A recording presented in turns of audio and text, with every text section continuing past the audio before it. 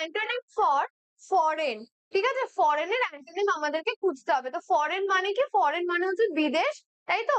তো আমাদের কি খুঁজতে হবে? স্বদেশ বা দেশ বা স্থানীয়, সেটা কিসের? নেটিভের মানে। নেটিভের মানে কি? দেশি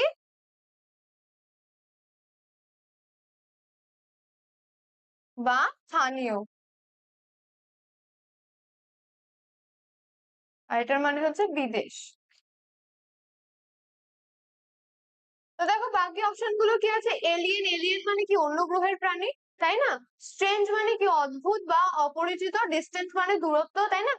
আর ডি কিন্তু অ্যান্সার হবে। ডি মানে হচ্ছে নেটিভ মানে দেশীয় বা স্থানীয়।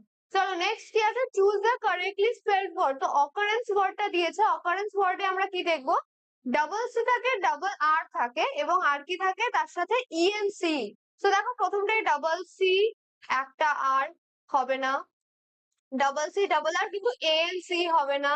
Double C double R ENC, একদমই ঠিক। Option C is the correct answer. এটা দেখো ডাবল সিঙ্গুলার সি আর ডাবল আর রয়েছে, এটাও কিন্তু হবে না। ঠিক আছে, নেক্সট কোয়েশ্চেন আমরা দেখে নেব কি বলেছে। Select the one word substitution for one who is present everywhere. তো someone who is present everywhere is called omniscient না, omnipotent না, omnipresent, একদমই ঠিক। Option C is the correct answer, omnipotent, someone who is present everywhere, ঠিক আছে।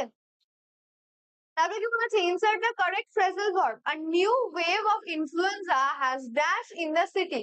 তো এখানে আমরা কি বলবো? আমরা কিন্তু বলবো ব্রোকেন আউট। মানে এটা কিন্তু ডিজিজের ক্ষেত্রে আমরা কি ব্যবহার করবো? ব্রোকেন আউট, ঠিক আছে। যেহেতু ডিজিজ আছে তাই জন্য আমরা কিন্তু অপশন এ চুজ করব।